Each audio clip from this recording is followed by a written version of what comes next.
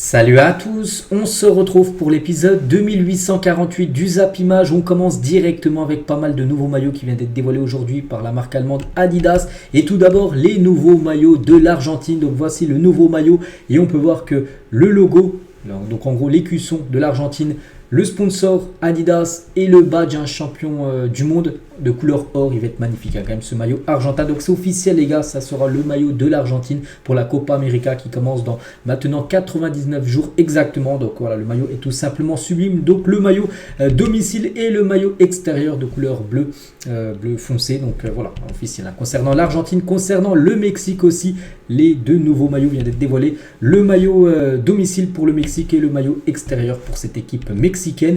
Et on peut voir voilà, qu'ils ont dévoilé aussi Adidas. D'autres maillots avec Adidas, d'équipes qui vont jouer la Copa América comme le Pérou, la Colombie, le Venezuela, le Chili ou là. Après le Mexique et l'Argentine, je l'ai déjà montré. Donc voici tous les maillots bien sûr pour cette Copa América pour les équipes bien sûr avec Adidas. La même chose avec Adidas, mais les équipes qui vont participer à l'Euro, il y en a pas mal. Donc tout d'abord l'Allemagne pays organisateur. Donc voici leur maillot pour les rencontres à domicile. Donc voilà, maillot de couleur blanc bien sûr avec les manches là noir, rouge, jaune, très beau maillot bien sûr pour la Mannschaft, donc maillot domicile. Le maillot extérieur sera de couleur rose pour la sélection allemande. Le maillot espagnol donc de couleur rouge et jaune, bien sûr toujours ça, les couleurs bien sûr pour l'Espagne. Le maillot domicile, regardez, le maillot tient porté par Lamine Yamal, si on fait une petite photomontage dessus. Donc sublime maillot. Et le maillot extérieur pour les Espagnols sera de couleur jaune. Concernant l'Italie, bien évidemment, donc leur maillot domicile bleu, on ne veut pas que l'Italie, une dernière équipe, a gagné bien sûr l'Euro. Donc ce sera une équipe attendue et on peut voir bien sûr leur maillot domicile et le maillot extérieur tout simplement de l'Italie. Le maillot de la Belgique version domicile, de couleur je sais pas marron un peu. Donc magnifique maillot, regardez, porté par bien sûr par Lukaku. Et le maillot extérieur de couleur bleu ciel, c'est par rapport à Tintin. Voilà, Tintin, vous savez la bande dessinée là, ils sont inspirés en gros de la tenue de Tintin pour le maillot extérieur tout simplement de cette équipe belge. J'en ai parlé il y a quelques jours. Le maillot du Pays de Galles version domicile, version extérieure. Tous les maillots que je vous montre là, c'est tout officiel. C'est pas des prototypes ou des maquettes, non, c'est bien officiel. Donc Pays de Galles, le maillot de l'Écosse, version domicile, version extérieure. Le maillot également de la Hongrie, version domicile, version extérieure en blanc. Le maillot de la Suède, version domicile en jaune et version extérieure en bleu. Donc je crois que la Suède ne participera pas à l'Euro, mais voilà, c'est leur nouveau maillot là, on va dire, pour cette année. Donc voici tous les maillots tout simplement là qui ont été dévoilés tout simplement par Adidas pour les équipes qui vont jouer l'Euro. Et toujours avec cet Euro, donc c'est pas fini parce que le ballon aussi vient d'être dévoilé. Voici le ballon qui sera utilisé à l'occasion de l'Euro 2024, donc il s'appellera Rotero, ce ballon. Voilà, il me fait penser un petit peu au ballon qui avait été utilisé lors de l'Euro 2004 au Portugal. C'est un peu le même genre de ballon voilà, avec des lignes noires et le ballon globalement de couleur gris. Donc voilà, ça va être ça, c'est ça le ballon qui sera utilisé pour cet Euro. Tiens, on revient les gars sur la sélection belge parce que Kevin De Bruyne ne sera pas appelé pour le rassemblement de la Belgique du mois de mars là à cause d'une légère blessure à l'aine. Donc voilà, c'est bien officiel parce que regardez, j'ai trouvé la liste de la sélection de la sélection belge qui joueront 2 matchs amicaux, un match contre l'Irlande, l'autre contre l'Angleterre, un gros match de préparation. On peut voir tous les joueurs et De Bruyne n'est pas dedans, mais sinon tous les autres gros joueurs belges sont présents comme Lukaku, comme Jérémy Doku, comme je sais pas, comme on pourrait dire qui, Trossard qui a été buteur avec Arsenal il y a quelques jours. Thomas Meunier, Luis Openda ou même Mangala, le défenseur lyonnais, est bien sûr présent dans cette liste. Et toujours avec la sélection belge, et c'est officiel, Domenico Tedesco prolonge son contrat à la tête de la sélection belge jusqu'en 2026. Tiens, lors de la présentation des maillots, on a appris aussi que son contrat venait d'être prolongé du côté de la sélection bien sûr belge. On revient sur la Ligue des Champions. Hier, Antoine Griezmann, après le tir au but manqué d'Alexis Sanchez lors de la séance des tirs au but, c'est un peu heureux, il s'est chié dessus le Chilien. Voilà ce qu'il a pu dire Antoine Griezmann quand même, parce qu'il a été filmé en train de dire ça par rapport à Sanchez qui avait floppé. Donc il a dit ça, même crié ça en cherchant du regard son coéquipier Rodrigo de Paul. Donc voilà ce qui s'est passé hier lors de cette séance de tir au but remportée, on peut dire, par l'Atlético Madrid. Et Griezmann, c'est vrai qu'il a été buteur dans le match. Et Griezmann, il fait partie des 4 co-meilleurs buteurs actuellement de la Ligue des Champions avec Mbappé, Harry Kane et Haaland. Les 4 joueurs sont à 6 buts inscrits dans cette édition de la Ligue des Champions. Luis Enrique en conférence de presse, il a dit: je n'ai pas de préférence sur le tirage de la Ligue des Champions, mais ce dont je suis sûr, c'est qu'aucune équipe ne souhaite tomber sur le PSG, aucune. C'est vrai que le PSG c'est un gros morceau, mais après il n'y a pas que le PSG, bien sûr. Il y a City. De toute façon, là, vraiment c'est très relevé. Quand on voit les équipes qualifiées là pour l'écart, ça sera que des énormes chocs. Et c'est vrai que personne n'a envie de taper le PSG, mais personne non plus envie de taper le Real ni Manchester City. Je pense que tout le monde a envie d'éviter Manchester City, mais voilà, on a hâte d'être à demain pour savoir, bien sûr, les affiches des quarts de finale. Le milieu de terrain de Barcelone de la saison 1999-2000 est désormais qualifié pour les quarts de finale Ligue des Champions en tant qu'entraîneur. C'est qu'avant, Barça joue en 4-3-3, 3 milieux de terrain. Et en 2000, les gars, l'année 2000, il y avait Guardiola, Luis Enrique et Xavi qui étaient en tout début de carrière, les gars, qui était titulaire au milieu de terrain. Et maintenant, les trois sont entraîneurs. Donc Guardiola, entraîneur de City, Luis Enrique du PSG et Xavi, entraîneur du Barça. Les trois sont qualifiés tout simplement pour la suite de la Ligue des Champions. On peut même rajouter un autre entraîneur espagnol qui a joué au Barça, qualifié également. C'est Arteta, l'entraîneur de l'équipe de Arsenal, également qualifié. Regardez les joueurs risquant de suspension en quart de finale de Ligue des Champions, retour sur le match retour. Donc en gros, tous ces joueurs-là, s'ils prennent un jaune lors du match aller, ils seront suspendus pour le match retour. Donc par exemple, je ne sais pas, du côté du Real, Vini, Bellingham, Tchouaméni, Camavinga, s'ils prennent un jaune lors du quart aller, le quart retour, ils seront suspendus. Au Barça, on peut voir pas mal de joueurs, dont Lamine Yamal. Du côté de l'Atlético, il y a Morata. C'est vrai qu'il y a des gros joueurs du côté du PSG, Lucas Hernandez, Skriniar, Ugarte. S'ils prennent un jaune au match aller, ils seront suspendus pour le match retour. Il y a 2 ans, jour pour jour, Lucho González annonçait prendre sa retraite. Un ancien très grand joueur de Porto, même du côté de l'OM. Donc il y a 2 ans, jour pour jour, il prenait sa retraite de footballeur. Le prime de la Serie A, avec bien sûr un très grand arbitre, réputé à l'époque, et Ronaldo contre Ronaldo R9 contre Totti, bien sûr, légende du côté de l'AS Roma. C'était lors des grands matchs du côté de la Calcio, ça s'appelait le Calcio avant. Maintenant, ça s'appelle la Serie A, ce championnat. Le jour où Ronaldo a répondu au sifflet du Bernabéu, donc il avait été sifflé parce qu'avant le match, enfin les matchs précédents, avant cette rencontre, il n'avait pas fait des bonnes parties et du coup il avait été sifflé. Et le match, le Real s'était imposé 7-1 contre le Celta Vigo. Il avait marqué un quadruplé, 4 buts à Cristiano Ronaldo. Le Real a de nouveau infligé un gros score au Celta. C'était dimanche dernier, 4-0. Ils se sont imposés lors du dernier match, mais là ça a évité une victoire 7-1, dont un festival de CR7. Regardez cette équipe brésilienne, avec Ronaldo R9, avec Roberto Carlos et Ronaldinho, et le joueur au fond, je ne sais pas qui c'est, donc je me souviens plus, peut-être je l'ai en tête, mais là je n'arrive pas à le sortir, donc je dirai rien. Mais voilà, bien sûr, la grande époque, bien sûr, de la sélection brésilienne. On va parler de Riyad Mahrez, absent de la première liste, de Vladimir Petkovic, peut-être, parce que il devrait être absent de la première liste, du nouveau sélectionneur Petkovic, marqué par une nouvelle élimination au premier tour de la CAN. Le joueur de 33 ans sera en réflexion sur son avenir international, et il pourrait ne même pas être appelé pour les 2 prochains matchs de l'Algérie, les 2 matchs amicaux. Du côté du Japon, donc Nakamura et Minamino sont sélectionnés avec le Japon. Donc un joue à Reims, l'autre joue du côté de Monaco. Donc ils sont aptes avec le Japon pour affronter la Corée du Nord. Donc Ito, lui, n'a pas été sélectionné pour ces 2 rencontres. Et parce que c'est 2 matchs. C'est contre la Corée du Nord, mais match aller, match retour. Ils joueront 2 fois contre, bien sûr, cette équipe. Et concernant Ito, donc divise au Japon, parce que l'hypothétique retour en sélection du Rémois accusé d'agression sexuelle n'a pas la même incidence pour les instances imprudence dans un contexte délicat et l'opinion publique. Donc en gros, c'est pour ça qu'il n'a pas été appelé, parce qu'il y avait des rumeurs sur lui par rapport à une agression sexuelle, et on peut voir qu'il n'a pas été convoqué tout simplement dans le groupe japonais pour ces 2 prochaines rencontres. Du côté de la Suisse, les gars, Vincent Siro devrait être sélectionné avec la Suisse pour la première fois, et Bessir Omaredzic devrait lui faire son retour après 3 ans après sa dernière sélection. 2 joueurs de Ligue 1, à Toulouse, l'autre à Montpellier, devraient être appelés avec le groupe suisse. Des clubs de Serie A dont l'AC Milan s'intéresse à Youssouf Yazissi pour cet été. Le Lillois aurait des envies d'ailleurs, selon son entourage surtout, c'est qu'il est en fin de contrat. Il y a le 30 dans 3 mois et 16 jours exactement, fin de contrat du côté de Lille, et des clubs dont l'AC Milan serait très intéressé par le joueur turc.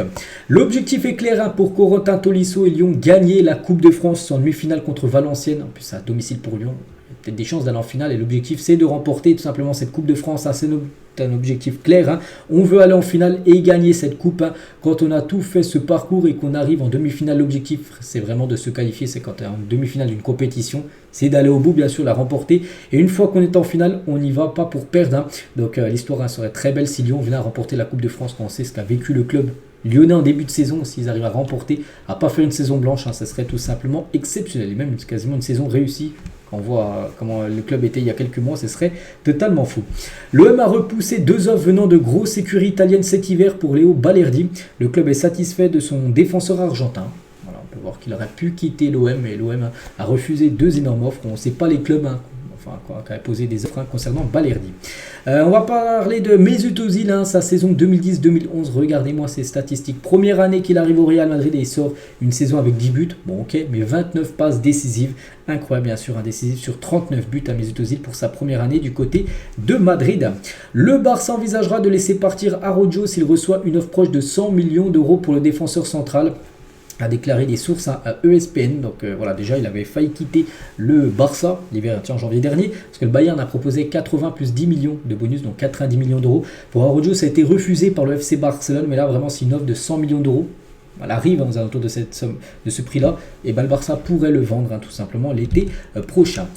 Kulusevski à propos de Cristiano Ronaldo qu'il a côtoyé du côté de la Juventus Turin. Maintenant Kulusevski, je crois qu'il est parti du côté de Tottenham, si je ne me trompe pas. Donc après l'entraînement, tout le monde était sur son téléphone, mais pas lui. On pouvait voir à quel point il s'entraînait dur, même s'il n'avait rien à prouver.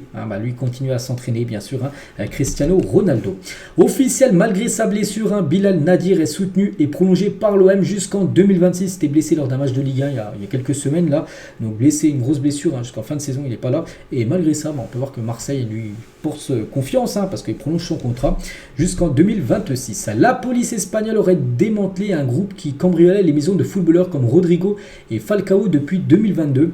La police aurait saisi 10 montres, des bijoux et 3300 € en espèces et 2 pistolets à air comprimé. Donc en gros, par exemple Rodrigo avait été cambriolé, la même chose pour Falcao. Falcao il habite à Madrid, il joue côté du Rayo Vallecano, donc c'est dans la banlieue de Madrid. Donc voilà, il y a des cambrioleurs en gros qui se sont fait arrêter, donc ils sont liés à 8 affaires depuis 2022.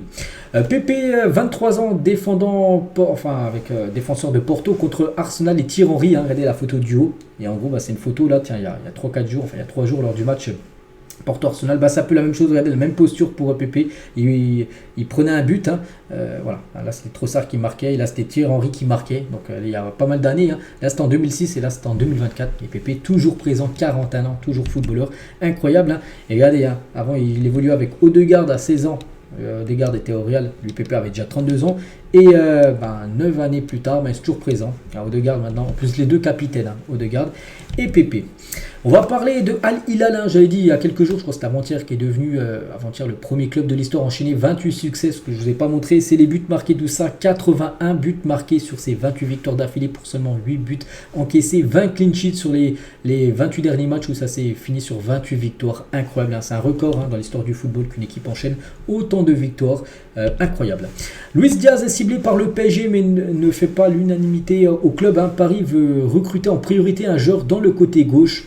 Voilà, c'est une option, j'ai pas dit non plus, c'est pas non plus un truc où c'est sûr qu'il va venir, mais c'est une option du côté du PSG, parce que le PSG prépare l'après Mbappé, côté gauche, ailier gauche, il cherche quelqu'un pour remplacer Kylian qui joue cette position-là. Luis Diaz est un joueur ciblé, tout simplement, par le Paris Saint-Germain. Toujours avec le PSG, on va parler de ce joueur qui est prêté par le PSG à l'équipe d'où il est parti à Francfort, bien sûr. C'est Hugo Ekitike. Francfort aurait déjà décidé de lever l'option d'achat de Hugo Ekitike. Donc le PSG devrait donc toucher 20 millions d'euros. Il avait prêté avec une option d'achat 20 millions d'euros et Francfort devrait lever l'option d'achat. Ils auraient même déjà pris la décision de lever cette option d'achat, donc le PSG devrait recevoir 20 millions d'euros. Dans l'opération, un petit rappel, le PSG l'avait acheté à Reims, 36 millions d'euros. Voilà, donc le PSG perdra de l'argent bien sûr sur Hugo Ekitike. L'Arabie Saoudite veut faire ses courses au Real Madrid cet été parce que Modric, Nacho, Vasquez et Ferland Mendy sont des joueurs du Real Madrid mais pistés par des clubs saoudien pour le futur mercato.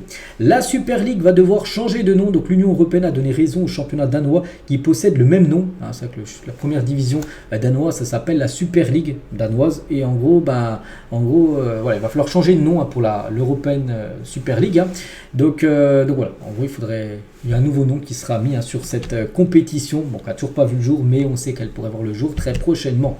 Stéphane Lannoy, responsable de l'arbitrage français, a été licencié. La pauvreté de ses stages, une vision trop floue concernant la VAR et une trop grande proximité avec certains présidents de Ligue 1 ont eu raison de lui. Patron de la VAR, Sébastien Morea, a également été viré. Donc voilà, du gros ménage au sein de l'arbitrage français, parce que le patron comme de l'arbitrage français a été licencié, on peut voir les raisons pourquoi.